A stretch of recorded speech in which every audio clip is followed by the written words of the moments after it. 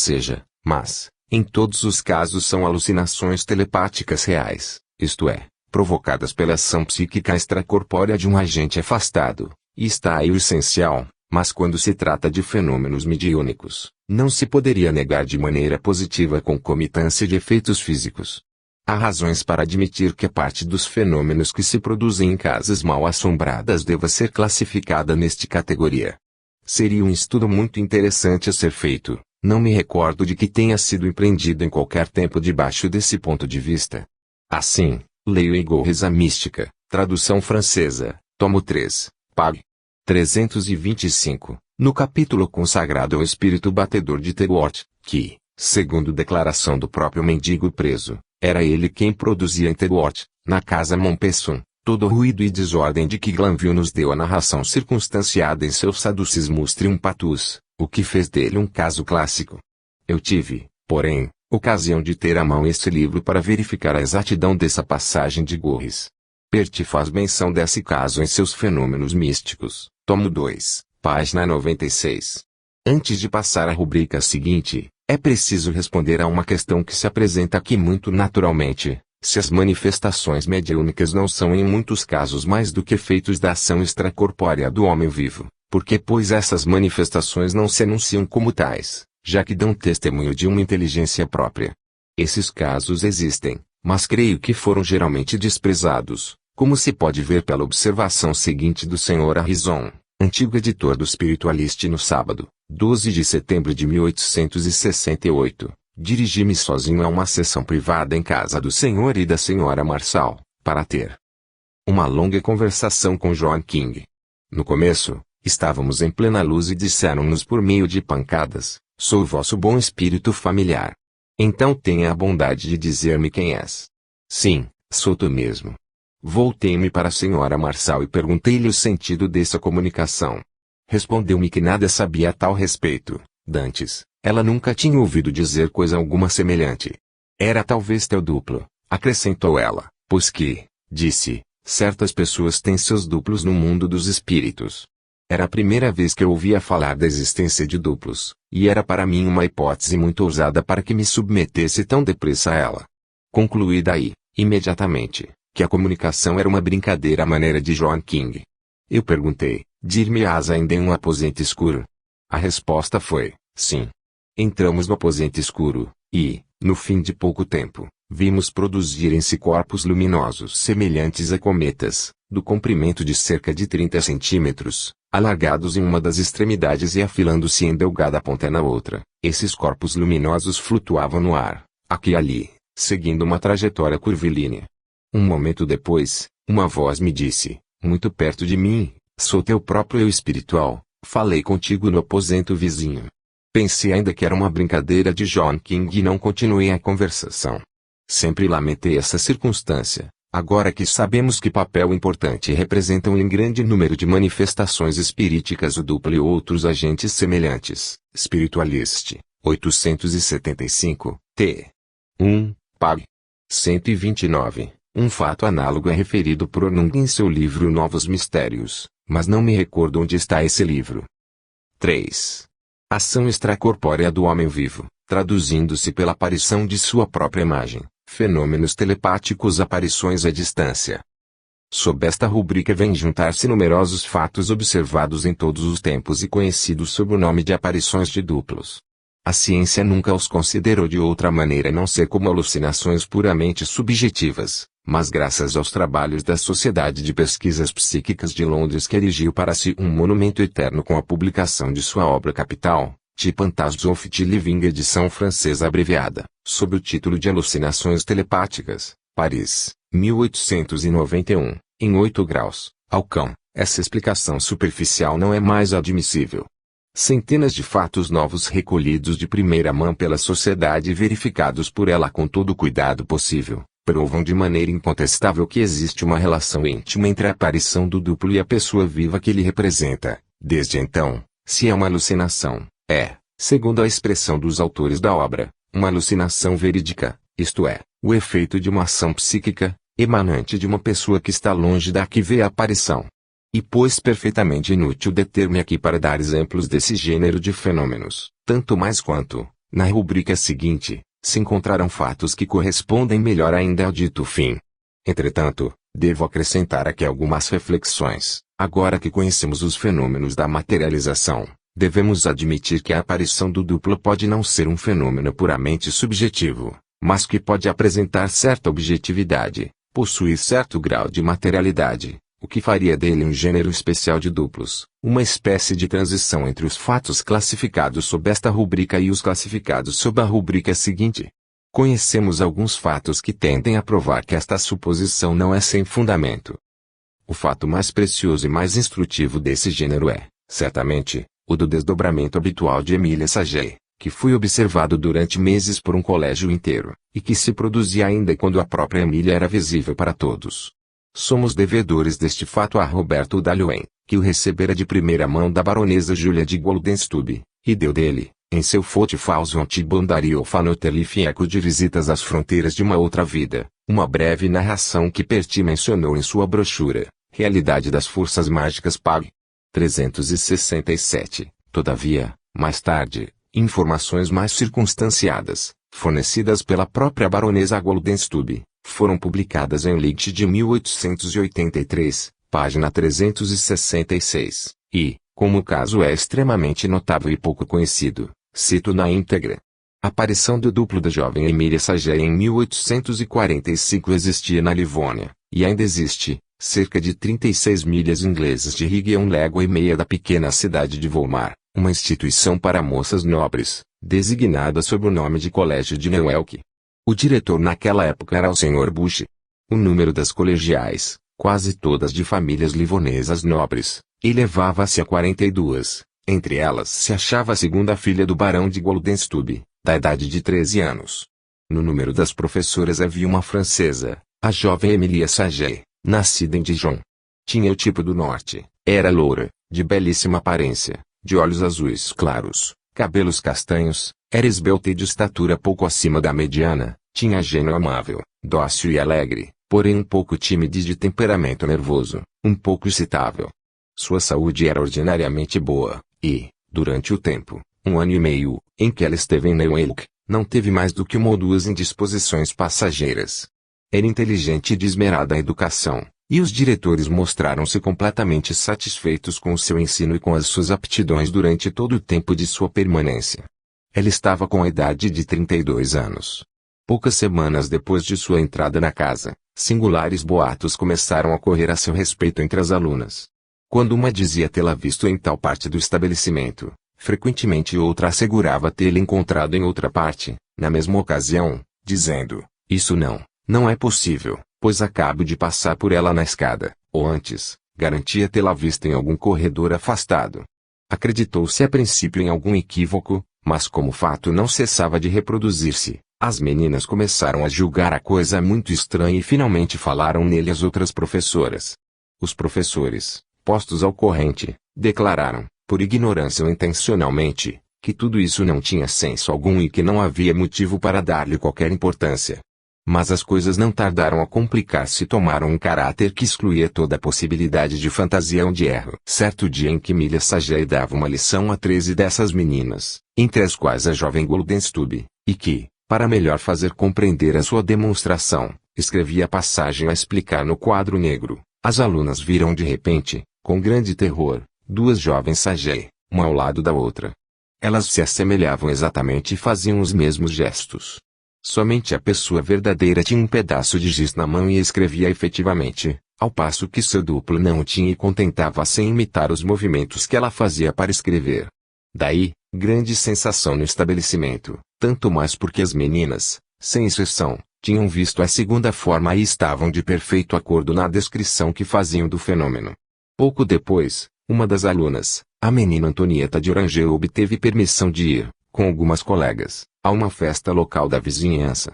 Estava ocupada em terminar sua toilette, e a jovem Saget, com a bonomia e obsequiosidade habituais, tinha ido ajudá-la e abotoava seu vestido por trás. Ao voltar-se casualmente, a menina viu no espelho duas Emílias Saget que se ocupavam consigo. Ficou tão aterrada com essa brusca aparição, que perdeu os sentidos. Passaram-se meses e fenômenos semelhantes continuaram a produzir-se. Via-se de tempos em tempos, Ao jantar, o duplo da professora de pé, por trás de sua cadeira, imitando seus movimentos, enquanto ela jantava, porém sem faca, nem garfo, nem comida nas mãos. Alunas e criadas de servir à mesa testemunharam o fato da mesma maneira. Entretanto, nem sempre sucedia que o duplo imitasse os movimentos da pessoa verdadeira. Às vezes, quando esta se levantava da cadeira, via-se seu duplo ficar sentado ali. Em certa ocasião, estando de cama por causa de um defluxo, a menina de quem se tratou, a menina de Orangel, que lhe fazia uma leitura para distrair, viu-a empalidecer de repente e contorcer-se como se fosse perder os sentidos. Em seguida, a menina, atemorizada, perguntou-lhe se sentia pior. Ela respondeu que não, mas com voz muito fraca e desfalecida. A menina de Orangel, voltando-se casualmente alguns instantes depois, divisou muito distintamente o duplo da doente passeando a passos largos no aposento. Dessa vez a menina tinha tido bastante domínio sobre si mesma para conservar-se calma e não fazer a mínima observação à doente, mas, pouco depois, desceu a escada, muito pálida, e contou o fato de que tinha sido testemunha. O caso mais notável, porém, dessa atividade, na aparência independente, das duas formas, é certamente o seguinte: certo dia todas as alunas, em número de 42, estavam reunidas em um mesmo aposento e ocupadas em trabalhos de bordado. Era um salão do andar térreo do edifício principal, com 4 grandes janelas, ou antes, 4 portas envidraçadas que se abriam diretamente para o patamar da escada e conduziam a um jardim muito extenso pertencente ao estabelecimento. No centro da sala havia uma grande mesa diante da qual se reuniam habitualmente as diversas classes para se entregarem a trabalhos de agulha ou outros análogos. Naquele dia as jovens colegiais estavam todas sentadas diante da mesa, e podiam ver perfeitamente o que se passava no jardim, ao mesmo tempo em que trabalhavam, viam a jovem Sagé, ocupada em colher flores, nas proximidades da casa. Era uma das suas distrações prediletas. No extremo da mesa, em posição elevada, conservava-se uma outra professora, incumbida da vigilância e sentada numa poltrona de marroquim verde. Em dado momento, essa senhora desapareceu e a poltrona ficou desocupada. Mas foi apenas por pouco tempo, pois que as meninas viram ali de repente a forma da jovem Sagé. Imediatamente elas dirigiram a vista para o jardim e viram-na sempre ocupada em colher flores, apenas seus movimentos eram mais lentos e pesados, semelhantes aos de uma pessoa sonolenta ou exausta de fadiga. De novo dirigiram os olhos para a poltrona, em que o duplo estava sentado, silencioso e imóvel, mas com tal aparência de realidade que, se não tivessem visto a jovem Sagé e não soubessem que ela tinha aparecido na poltrona sem ter entrado na sala, acreditariam que era ela em pessoa.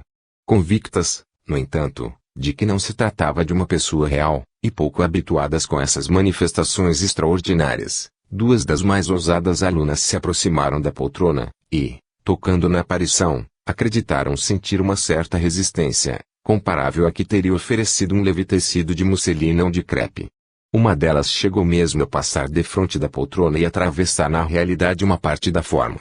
Apesar disso, essa durou ainda por certo tempo, depois, desfez-se gradualmente. Imediatamente notou-se que a jovem Sagé tinha recomeçado a colheita de suas flores com a vivacidade habitual. As 42 colegiais verificaram o fenômeno da mesma maneira. Algumas dentre elas perguntaram em seguida à jovem Sagé se, naquela ocasião, ela tinha experimentado alguma coisa de particular. Esta respondeu que apenas se recordava de ter pensado, diante da poltrona desocupada: eu preferiria que a professora não se tivesse ido embora. Certamente, essas meninas vão perder o tempo e cometer alguma travessura.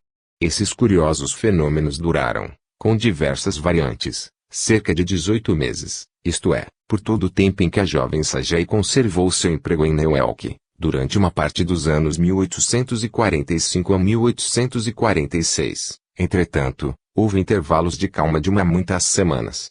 Essas manifestações se davam principalmente em ocasiões em que ela estava muito preocupada ou muito aplicada aos seus serviços. Notou-se que à medida que o duplo se tornava mais nítido, e adquiria maior consistência, a própria pessoa ficava mais rígida e enfraquecida, e reciprocamente, que, à medida que o duplo se desfazia, o ser corpóreo readquiria suas forças. Ela própria era inconsciente do que se passava e só ficava sabendo do ocorrido quando lhe diziam. Ordinariamente os olhares das pessoas presentes avisavam-na, nunca teve ocasião de ver a aparição de seu duplo, Do mesmo modo parecia não se aperceber da rigidez e inércia que se apoderavam dela, quando seu duplo era visto por outras pessoas. Durante os 18 meses em que a baronesa Julia de Goldenstube teve a oportunidade de ser testemunha desses fenômenos e de ouvir falar a tal respeito, nunca se apresentou o caso da aparição do duplo a grande distância, por exemplo, a muitas léguas da pessoa corpórea. Algumas vezes, entretanto, o duplo aparecia durante seus passeios na vizinhança, quando a distância não era muito grande. As mais das vezes, era no interior do estabelecimento. Todo o pessoal da casa o tinha visto. O duplo parecia ser visível para todas as pessoas, sem distinção de idade nem de sexo. Pode-se facilmente imaginar que um fenômeno tão extraordinário não pudesse apresentar-se com essa insistência durante mais de um ano em uma instituição desse gênero, sem lhe dar prejuízo. Desde que ficou bem estabelecido que a aparição do duplo da jovem Saget, verificada a princípio na classe que ela dirigia, depois em toda a escola, não era um simples fato de imaginação, a coisa chegou aos ouvidos dos pais. Algumas das mais tímidas dentre as colegiais testemunhavam uma viva excitação e desfaziam sem recriminações todas as vezes que o acaso as tornava testemunhas de uma coisa não tão estranha e tão inexplicável. Naturalmente, os pais começaram a experimentar escrúpulo em deixar suas filhas por mais tempo sob semelhante influência, e muitas alunas, que tinham saído em férias, não mais voltaram. No fim de 18 meses, havia apenas 2 alunas das 42 que eram. Por maior que fosse a repugnância que tivessem com isso, foi preciso que os diretores sacrificassem Emília Saget. Ao ser despedida, a jovem, desesperada, exclamou, em presença da jovem Julia de Goldenstube, já pela 19ª vez, é duro, muito duro de suportar. Quando lhe perguntaram o que queria dizer com isso, ela respondeu que por toda a parte por onde tinha passado, e desde o começo de sua carreira de professora, na idade de 16 anos, tinha estado em 18 casas antes de ir a Newark, os mesmos fenômenos se tinham produzido, motivando sua destituição. Como os diretores desses estabelecimentos estavam satisfeitos com ela em todos os outros pontos de vista, davam-lhe, de cada vez, excelentes certificados. Em razão dessas circunstâncias, ela se via na necessidade de procurar de cada vez uma nova colocação em lugar tão distanciado do precedente quanto possível. Depois de ter deixado Newark, retirou-se durante algum tempo para perto dali, para a companhia de uma cunhada que tinha muitos filhos ainda pequenos. A jovem de Goldenstube foi visitá-la ali e soube que esses meninos, de idade de 3 a 4 anos, conheciam as particularidades de seu desdobramento. Eles tinham o hábito de dizer que viam 2 tias Emília. Mais tarde, se dirigiam ao interior da Rússia, e a jovem de Goldenstube não mais ouviu falar a seu respeito.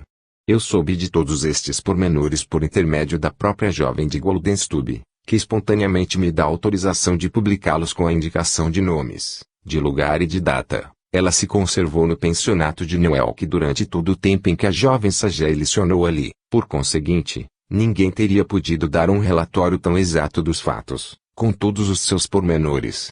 No caso que precede, devemos excluir toda a possibilidade de ilusão ou de alucinação. Parece-nos difícil admitir que as numerosas alunas, professores, professoras e diretores de 19 estabelecimentos tenham experimentado por sua vez, a respeito da mesma pessoa, a mesma influência alucinatória.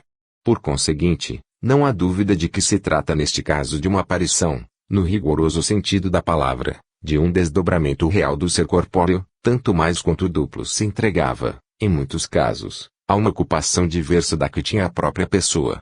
Notemos, além disso, que no dizer das alunas que tiveram a ousadia de tocar no duplo de Emília Saget, esse apresentava uma certa consistência. Há todo fundamento para supor-se que a fotografia teria demonstrado a realidade objetiva desse desdobramento. Eu já mencionei, em meu primeiro capítulo, muitos casos de fotografias transcendentes de duplos. O último dos 3 casos que citei, e que foi comunicado pelo Sr. Glendinning, encontra sua explicação de maneira inesperada no da jovem Saget. Eis como se exprime o Sr. Glendinning em uma de nossas experiências. Obtivemos o retrato de nosso médium na atitude em que ele então se achava, a meia distância entre o fundo e o aparelho, 10 a 15 minutos antes da exposição da chapa. Tinha-se consultado a prancheta acerca desse mistério e recebera-se esta resposta. O médium deixou sua influência no lugar que tinha ocupado, e, se uma pessoa dotada de clarividência se tivesse achado no aposento, tê-lo-ia visto nesse lugar. Ora, que lemos no caso de Emília Sagé. Às vezes, quando ela deixava a cadeira, via-se seu duplo ficar sentado. A analogia é frisante.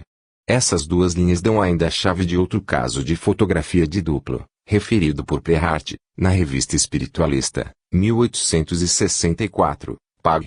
84. O Sr. Curcio Paulucci, fotógrafo em Chiavari, perto de Gênova, tirava o retrato de um grupo de 3 pessoas. Depois da revelação, o retrato de uma quarta pessoa apareceu atrás do grupo. Era o do duplo de um ajudante que se tinha conservado por alguns instantes, antes da exposição da chapa, por trás do grupo, para colocar na posição desejada as pessoas que o compunham. O Sr. Guido, engenheiro, amigo do Sr. Paulucci, o próprio que comunicou o fato ao Sr. Perhart, descreveu todas as manipulações químicas por meio das quais se assegurou de que a imagem se achava realmente sobre o colóide e não, por qualquer inadvertência, sobre a placa de vidro. Como apêndice à primeira rubrica, posso citar o caso seguinte, no qual a comunicação feita por um vivo é ainda acompanhada pela aparição de seu duplo. Eis o caso, tal qual foi comunicado ao jornal Human Nature, 1867, página 510, pelo Sr. Baldwin, de Birmingham. Trata-se da aparição de seu próprio duplo, há cerca de 15 dias, estando a senhorita Taylor à mesa, em sua casa, a tomar o chá em companhia de sua tia e de seu primo. Ela lhes contou que via muito distintamente o Sr. Baldwin, que se conservava no canto da mesa em que estavam sentados. Naquele momento a aparição não se manifestou por comunicação alguma inteligente, a não ser por um sorriso. Porém, alguns dias depois, achando-se as mesmas pessoas reunidas em uma sessão espírita, a senhorita Taylor repetiu que viu o Sr. Baldwin. Em seguida, a senhorita Cross, sua prima, pediu uma prova de sua identidade. Imediatamente ele se aproximou da mesa, pegou no braço da senhorita Taylor, que era médium escrevente, e escreveu seu nome por inteiro. A senhorita Cross exigiu ainda outra prova e disse que, se era realmente ele, escrevesse o pedido que ele lhe tinha dirigido recentemente, repetisse as últimas palavras que ele proferira na noite precedente. Imediatamente tudo foi escrito na íntegra. Para os pormenores complementares, veja-se o artigo do Sr. Baldwin no Human Nature, 1868, página 151. Os fatos de experimentação neste sentido não são numerosos, porém existem. Assim o Sr. Coman atesta que a filha do juiz Edmondes, a senhorita Laura, podia, às vezes, à vontade, desviar para fora, exteriorizar, seu espírito e fazê-lo aparecer, sob sua própria forma, e fazer por tal meio comunicações às pessoas que lhe eram simpáticas. A senhorita Mapes, filha do professor Mapes, garantiu por sua vez ao Sr. Coman que sua amiga a senhorita Edmondes lhe tinha aparecido, fazendo-lhe comunicações, se bem que estivessem separadas uma da outra por uma distância de 20 milhas inglesas. O Sr. Coman cita ainda um caso desse gênero, veja-se Espiritualismo em América, pág. 4, Spiritualist, 1873, pág. 470. Encontra-se a relação de experiências mais recentes nos Phantasms of the Living, tomo 1, pags. 103 a 109, e tomo 2, pags. 671 a 676. Vede também o capítulo Majavirupa na obra de Duprel, A Doutrina Monística da Alma, 1888. Aliás, em geral, todos os capítulos desse livro são consagrados à apreciação filosófica do fenômeno de desdobramento. Nas biografias dos médiuns encontra-se grande número de casos de aparições de seus duplos, por exemplo na biografia da Sra. Conant, pág. 112, e chegamos naturalmente à rubrica seguinte. 4.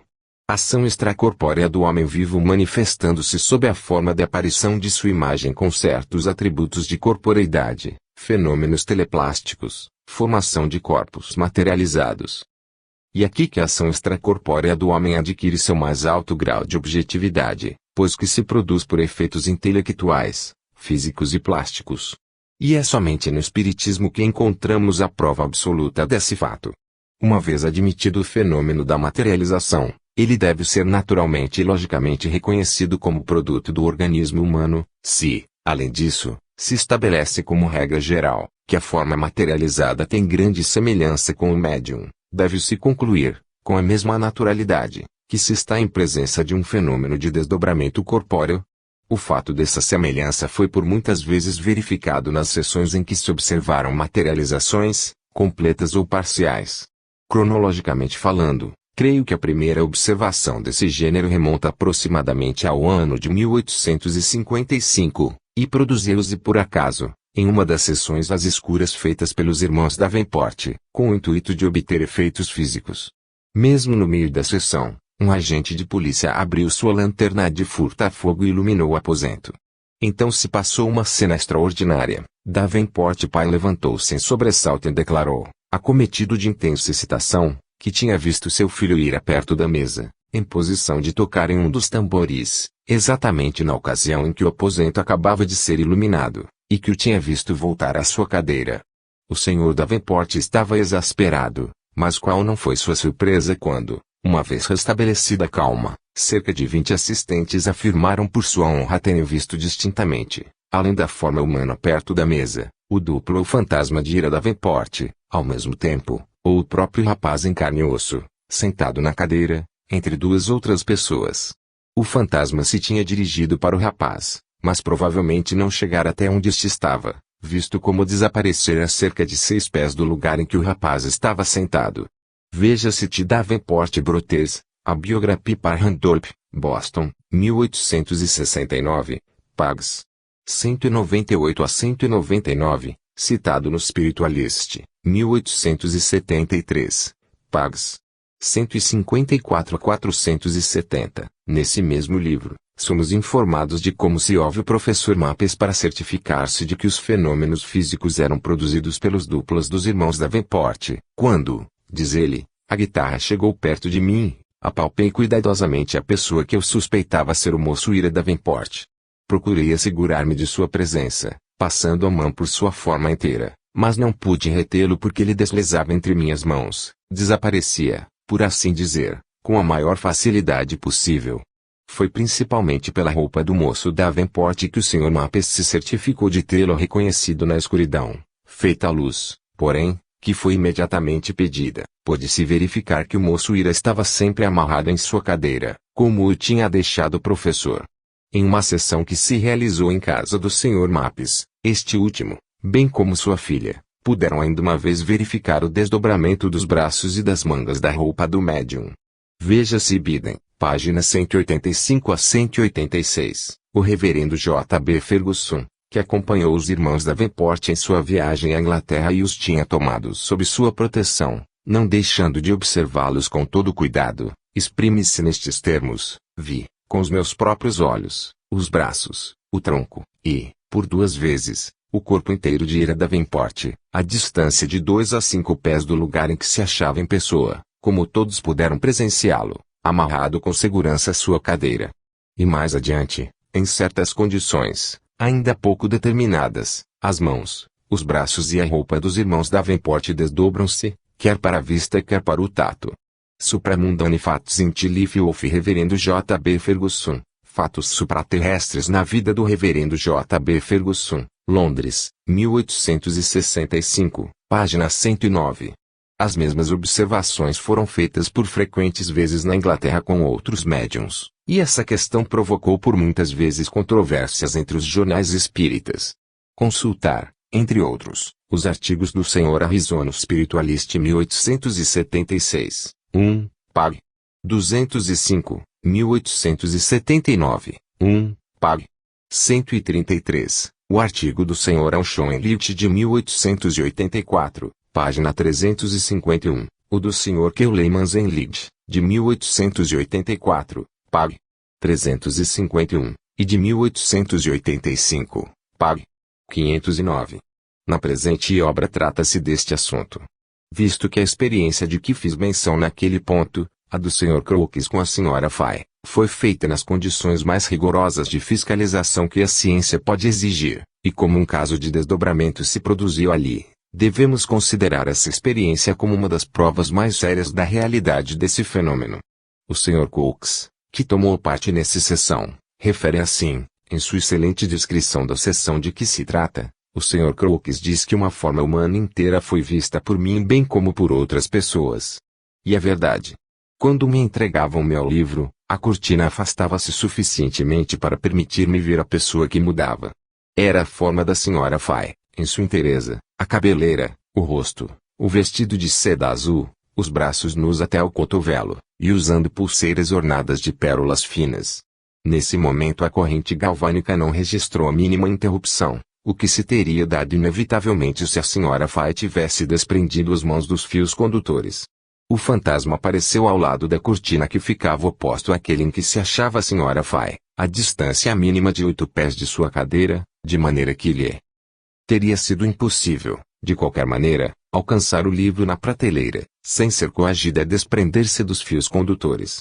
E, entretanto, repito, a corrente não sofreu a mínima interrupção. A outra testemunha que viu o vestido azul e as pulseiras.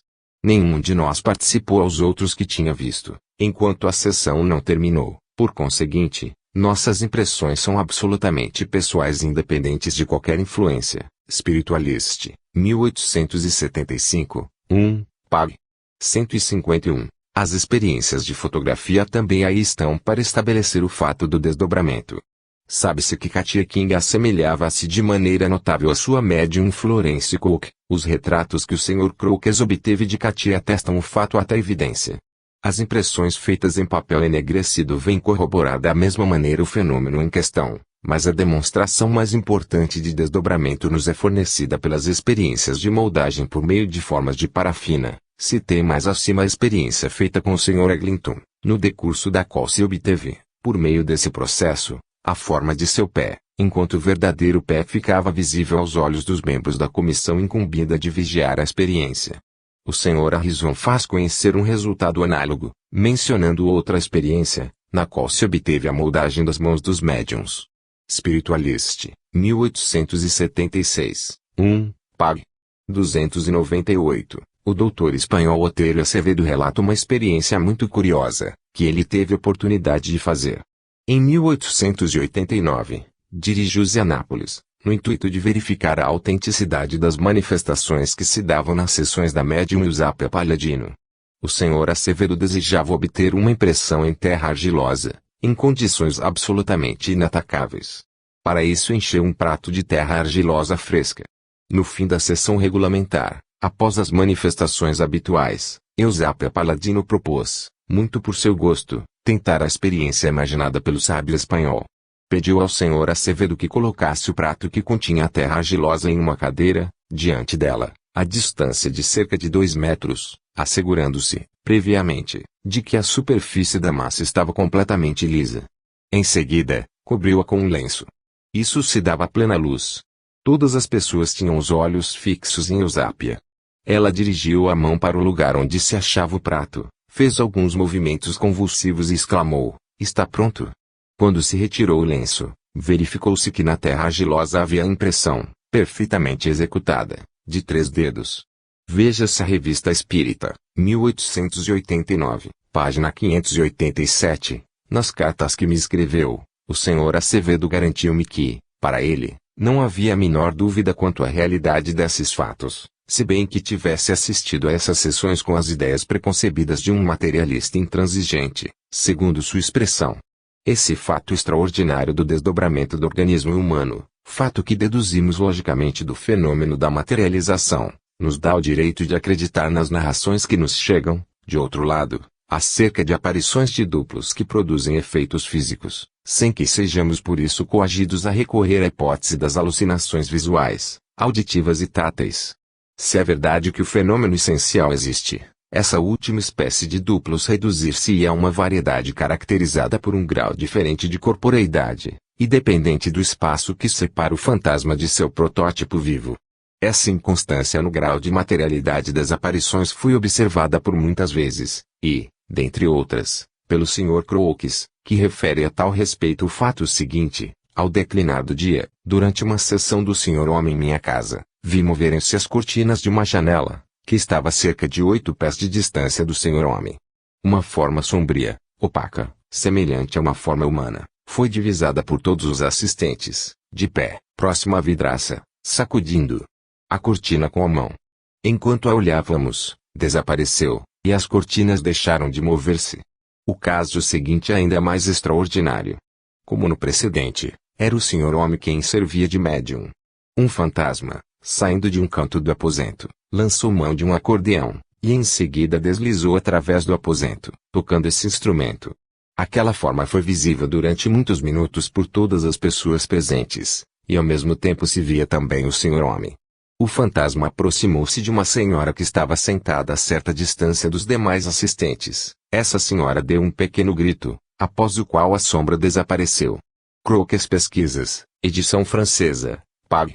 165. Um fato análogo se deu na Rússia. Foi comunicado ao Rebu pelo Dr. Kuznetsov, que o relata assim: na penumbra vimos flutuar uma forma de criança, que parecia ter 5 anos, era bela de perfil, tinha os cabelos anelados e segurava uma caixa de fósforos, fluorescente, que pendurou em uma haste de filodendro que se achava no aposento. Nesse momento, as folhas do arbusto fizeram ouvir um fremito característico. Não havia crianças naquela sessão, os experimentadores eram em número de 3, o Sr. Kuznetsov e o Sr. e Sra. M. 1892, pag.97. Consultando meu index, encontro um exemplo de materialização transparente, observada pelo Sr. Morse, a quem conheço perfeitamente. Ele publicou a notícia no jornal Facts, de Boston, 1886, pag. 205. E permitido supor, com todo o fundamento, que o grau de densidade de um duplo diminui em razão do seu afastamento do organismo que ele representa. Como semelha um fato de que falei na rubrica 2, sensitivo mesmerizado agindo à distância e sem ser visto pelos experimentadores, citarei aqui o seguinte caso e no qual o efeito visual se acha combinado com a ação física. O Sr. Desmond Fitzgerald, engenheiro, escreveu a esse propósito no Spiritualist, sob o título Efeito físico produzido pelo espírito de um sensitivo. O magnetizador mais poderoso que tenho conhecido até hoje é um certo H. I. Lewis, um negro, com o concurso do qual Lord Lytton, Bulwer, fez grande parte de suas experiências semi-espiríticas. Fiz relações com ele, há 20 anos, por intermédio do Sr. Thompson, que era da mesma maneira um magnetizador muito poderoso. Naquela época, eu me ocupava assiduamente com o estudo dos fenômenos do mesmerismo, e as experiências que fiz então foram o ponto de partida de minhas convicções espiríticas atuais. Decidido a formar uma ideia clara acerca da autenticidade de certos fenômenos, aluguei um aposento na casa de Lewis, em Baker Street, e organizei, com o seu concurso, muitas conferências sobre o mesmerismo, nas circunvizinhanças, escolhendo localidades que lhe eram desconhecidas. Em fevereiro de 1856 fomos a Blackheath, produziu-se ali um incidente muito curioso. Tínhamos nos hospedado em um hotel, e, à noite, no salão comum, Lewis magnetizou a muitas pessoas e fez algumas experiências notáveis de electrobiologia, que interessaram vivamente os assistentes. Ficou convencionado que se poria uma sala à disposição de Lewis e, no dia seguinte, realizou-se a conferência. Depois das experiências habituais de magnetismo, que tiveram êxito maravilhoso, Lewis procedeu à demonstração de alguns dos fenômenos de clarividência e de sonambulismo, na pessoa de uma moça, a quem ele nunca tinha visto dantes, e que, com outras pessoas, tinha deixado as filas do público para subir ao estrado. Depois de a ter mergulhado em profundo sono, convidou-a a ir à sua casa, dela, e descrever o que visse ali. Ela começou então a contar que via a cozinha, que 2 pessoas estavam lá, ocupadas nos afazeres domésticos. Poderás tocar uma dessas pessoas, a que está mais perto de ti?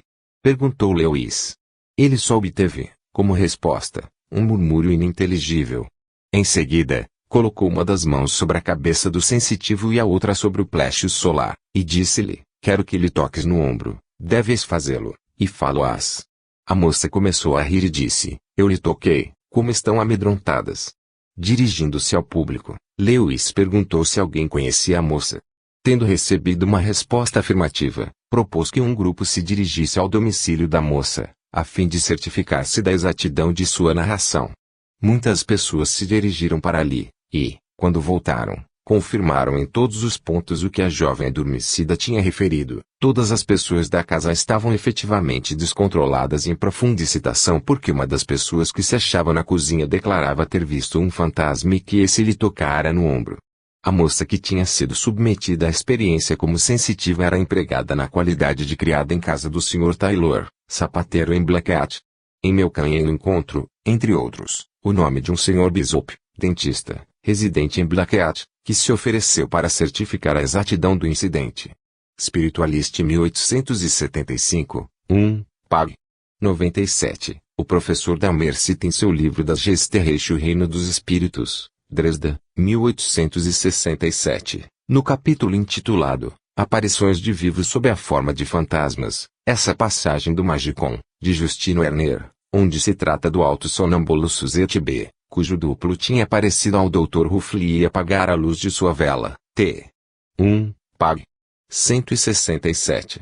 Eis um exemplo de data mais recente, referido por uma testemunha das mais fidedignas, o finado H. Edgood, membro da Sociedade de Pesquisas Psíquicas de Londres, o fantasma de um homem vivo batendo na porta em fins de setembro. Eu era hóspede da senhora T., uma de minhas amigas, que possuía faculdades mediúnicas. Seu marido dirige-se todos os dias a Birmingham, por causa de negócios. A distância é de cerca de 20 milhas. 15 dias antes de minha chegada, em um sábado, e precisamente alguns instantes antes da hora em que seu marido devia entrar em casa, a senhora T. estava na janela de seu quarto de dormir, que dava para a rua, e divisou o marido que abria a porta gradeada do jardim e depois caminhara pela vereda. Ele tinha nas mãos muitos embrulhos, o que citou a curiosidade da senhora T. Ela se apressou em ir abrir-lhe a porta. Em caminho encontrou seu cunhado e lhe deu parte de que acabava de ver seu marido, que tinha entrado pela porta reservada, conduzindo muitos embrulhos. Enquanto ela falava com seu cunhado, ouviu bater na porta principal a série de pancadas adotada por seu marido. As pancadas eram tão distintas que ela não teve dúvida de que seu cunhado as tivesse ouvido também, o que entretanto não se tinha verificado, mas a criada, na cozinha, que ficava vizinha ao vestíbulo, as tinha ouvido perfeitamente, e estava persuadida de que era o dono da casa. Ela correu para abrir a porta, mas a senhora T., que se tinha adiantado, abriu-a. Não vendo ninguém, a senhora T. mandou a criada de quarto à entrada particular e foi pessoalmente à sala de jantar, na outra extremidade da casa, persuadida de que seu marido tinha entrado pela porta do jardim. Ali também não encontrou pessoa alguma. Enquanto ela ficava tão perplexa, a criada de quarto foi avisá-la de que o Sr. T. tinha chegado e acabava de entrar nesse mesmo instante pela porta principal. Ela foi ao encontro do marido e perguntou-lhe por que ele tinha voltado depois de ter entrado uma primeira vez pela porta do jardim. Este lhe respondeu que nada disso tinha feito, que vinha diretamente da estação. Vamos lá, ouvi-te perfeitamente bater, e vi chegares, com 2 embrulhos embaixo do braço, disse ela, com acento de uma pessoa que está convencida de ter sido alvo de uma brincadeira. O Sr. T. não compreendia nada de tudo isso. Ele tinha efetivamente 2 embrulhos debaixo do braço, como sua mulher tinha julgado vê-lo. O cunhado afirma, de seu lado, que, estando perto da janela, tinha ouvido perfeitamente as palavras da criada de quarto, dizendo que o amo acabava de bater, e isso precisamente no momento em que a senhora T. acreditava vê-lo na vereda do jardim. Eu tive a confirmação disso depois, por intermédio da própria criada de quarto. Sua afirmação é aliás amplamente corroborada pelo fato de ter ido até a porta para abri-la. E certo que as pancadas tinham tal realidade objetiva que foram ouvidas simultaneamente por 2 pessoas que estavam em pontos distantes na casa e que não se comunicavam entre si. Soube desse fato pelas próprias testemunhas do incidente, e transcrevi-o segundo suas próprias palavras durante o acontecimento, 15 dias depois de sucedido. Leeds, 1883, pág. 458, o Sr. Edgood fez acompanhar a narração, que precede, por outra que teria seu lugar antes sob a rubrica 2, mas reproduzo-o aqui a título de apêndice. As personagens são as mesmas. Antes do incidente que acabo de referir, o Sr. T. parece que já tinha avisado de sua volta as pessoas da família, provocando efeitos que cada qual podia verificar, mas sem que seu duplo tivesse sido notado por quem quer que fosse. Para chegar em casa antes da hora do jantar, o Sr. T. podia tomar, quer o trem de 5h30, quer o de 6h30. A 12 de junho, ele preveniu sua mulher, ao partir, que provavelmente só voltaria pelo último trem. Perto das 6h30 a Sra. T. teve a ideia de ir à estação ao encontro de seu marido. Na ocasião em que se preparava para pôr o chapéu, ouviu subitamente o som de muitos acordes tocados no piano, na sala do andar inferior. Esses acordes foram seguidos de uma passagem rápida, em oitavas, e em seguida ouviu tocar uma melodia, Com um dedo, como fazia ordinariamente o Sr. T. persuadida de que seu marido havia chegado pelo primeiro trem, tirou o chapéu e desceu a toda pressa, mas encontrou a sala vazia e o piano fechado. Ninguém estava em casa, pois que a criada se achava na lavanderia, na outra extremidade da casa. Lid, e Biden, outro caso, mais concludente ainda, e-nos comunicado pelo Sr. George Sunwood, doutor em medicina. Eu tinha excelentes relações de amizade, havia 15 anos, com a senhorita J e sua mãe. Essas duas senhoras receberam uma instrução das mais aprimoradas e são absolutamente dignas de fé. A narração que me fizeram foi confirmada por uma das criadas. Quanto à outra, não pude encontrá-la. Foi alguns anos antes de nosso conhecimento. A senhorita J era muito assídua em visitar os pobres. Ora, certo dia em que voltava para casa, depois de um passeio de caridade, sentiu-se fatigada e indisposta por causa do frio e teve o desejo de ir em sua volta aquecer-se perto do fogão, na cozinha. No instante preciso que correspondia àquele em que essa ideia lhe tinha passado pelo espírito, duas criadas que estavam ocupadas na cozinha sentiram dar volta no ferrolho da porta, esta abrir-se e dar passagem à senhorita J, que se aproximou do fogo e aqueceu as mãos. A atenção das criadas fixava-se nas luvas de pele de cabrito envernizadas de cor verde que J tinha nas mãos. Subitamente diante de seus olhos, ela desapareceu. Atemorizadas, elas subiram rapidamente até onde estava a mãe da senhorita J e comunicaram a sua aventura, sem esquecer a particularidade das luvas verdes.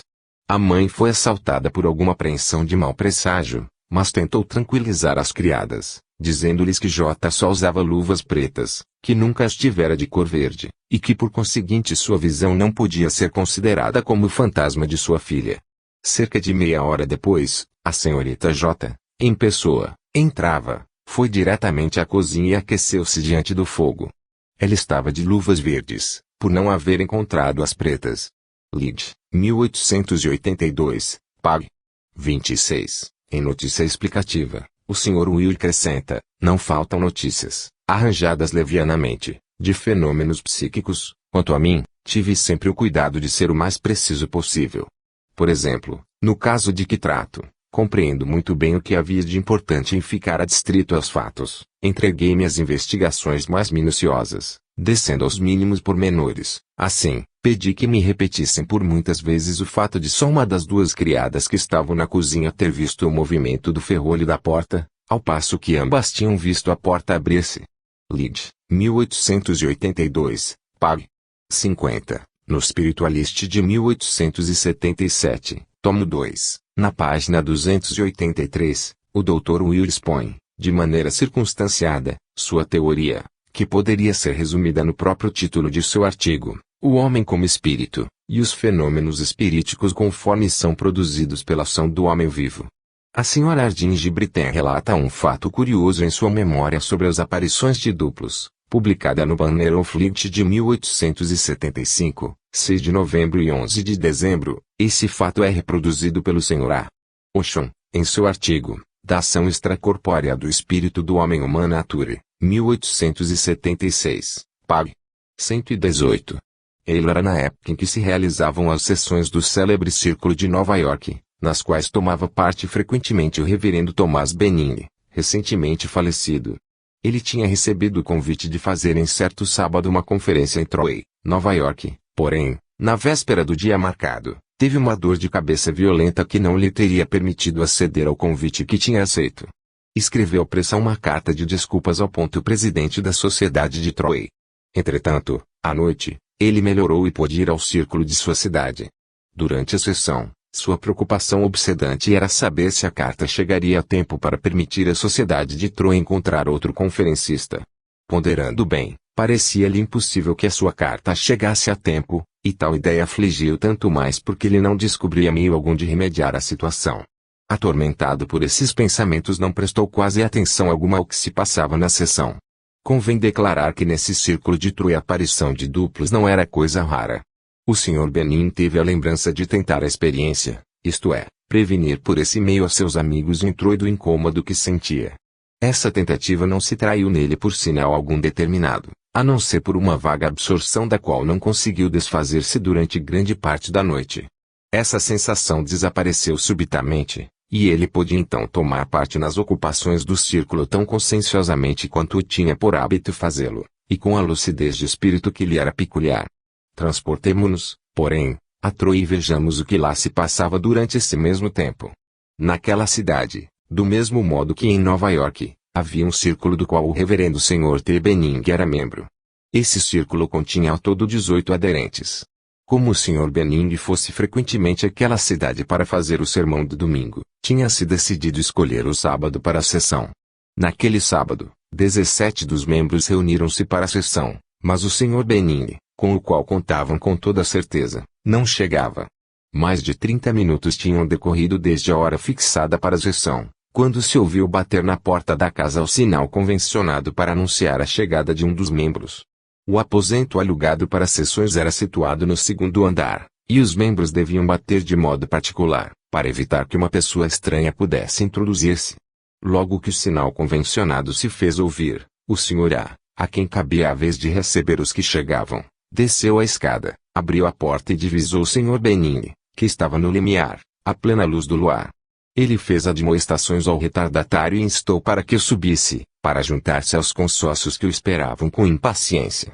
Com grande surpresa sua, o Sr. Benning não manifestou desejo algum de entrar, conservava-se defronte da porta, irresoluto, e murmurando algumas palavras para participar que não poderia fazer o sermão do dia seguinte.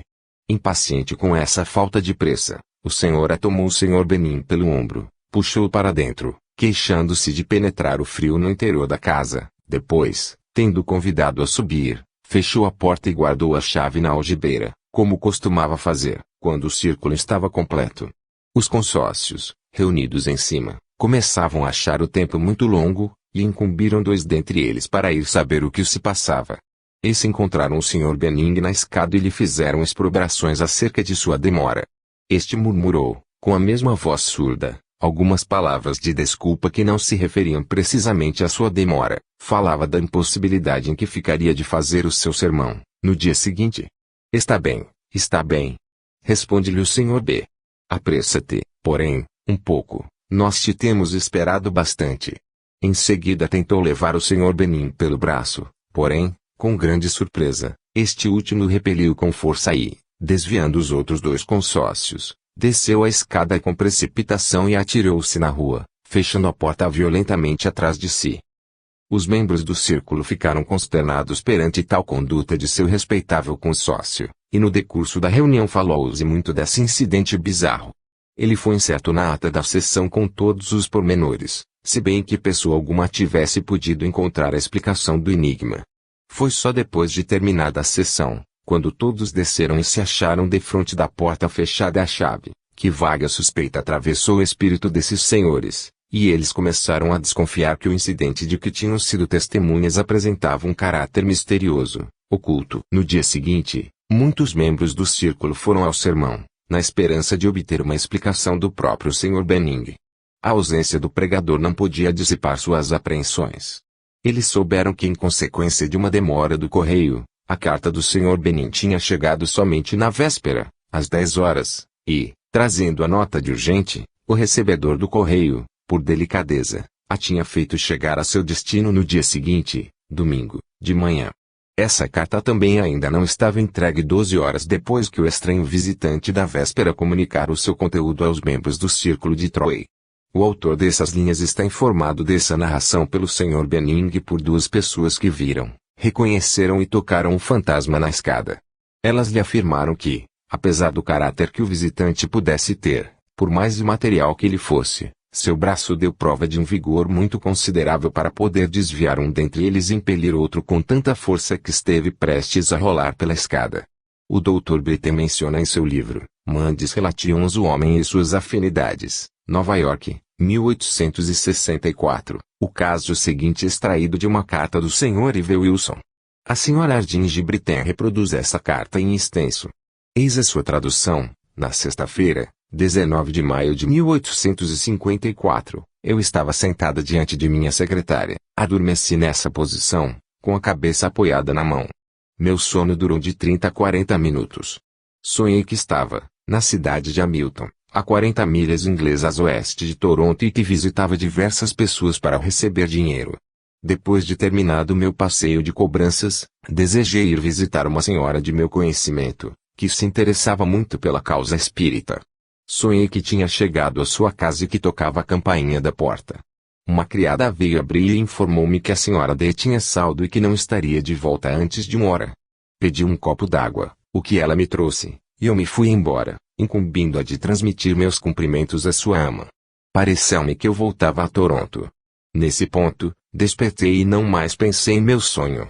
Alguns dias depois, uma senhora que morava em Toronto, em minha casa, a senhora J, recebi uma carta da senhora D, datada de Hamilton. Essa carta continha a passagem seguinte: disse ao Sr. Wilson que ele tem um procedimento esquisito, que eu lhe peço que, em sua próxima visita, me deixe o seu endereço para evitar que eu vá a todos os hotéis de Hamilton, e apesar disso em pura perda.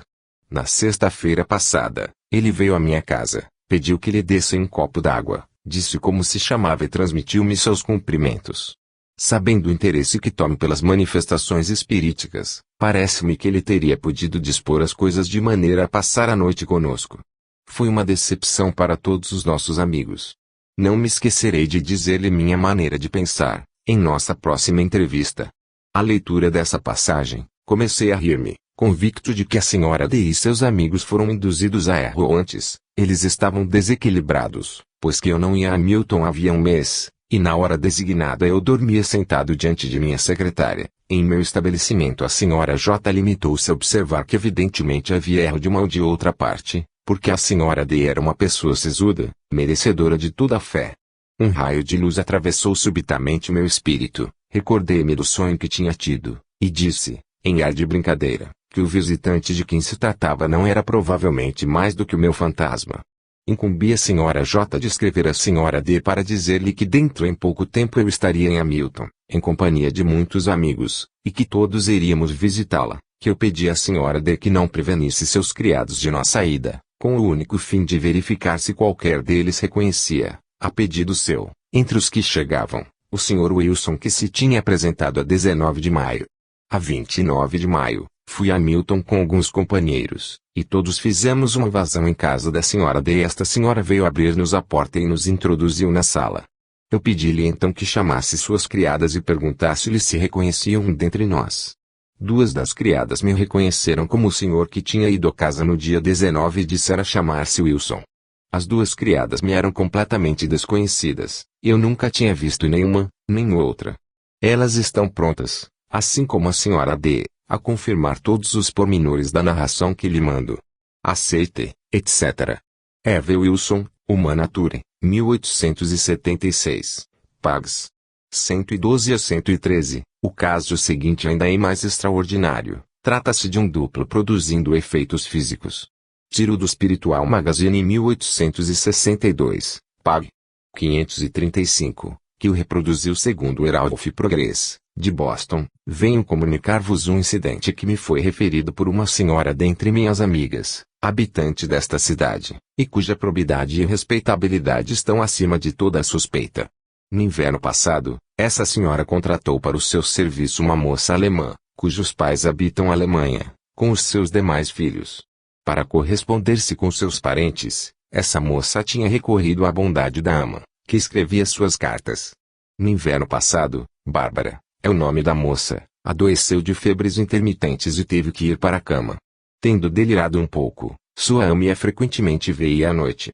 Uma criada moça dormia também no quarto. Isso durou 2 semanas, nas quais a doente dizia frequentemente à sua ama: "Ó, senhora, todas as noites estou na Alemanha, perto dos meus." Seu delírio atingiu o máximo durante 2 noites. Em uma das ocasiões, ela deixou precipitadamente o leito e levou consigo lençóis e cobertor para o aposento vizinho. Em outra ocasião, tentou puxar para fora do leito a jovem criada.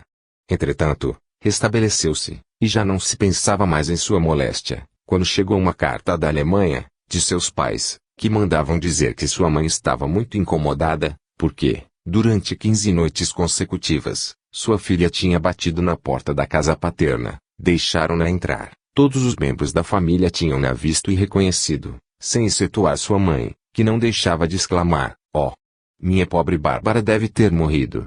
Em uma das ocasiões, tinham-na visto retirar o cobertor de uma cama e conduzi-lo a outro aposento. Na noite seguinte, ela se agarrou com sua irmã e tentou fazê-la sair da cama. Essa carta lançou a moça em grande consternação. Ela pretendia que na Alemanha tela e um tratado de feiticeira e ainda hoje evita fazer a menor alusão a esse incidente. Posso acrescentar que eu apenas transmito os fatos, tais quais os soube por essa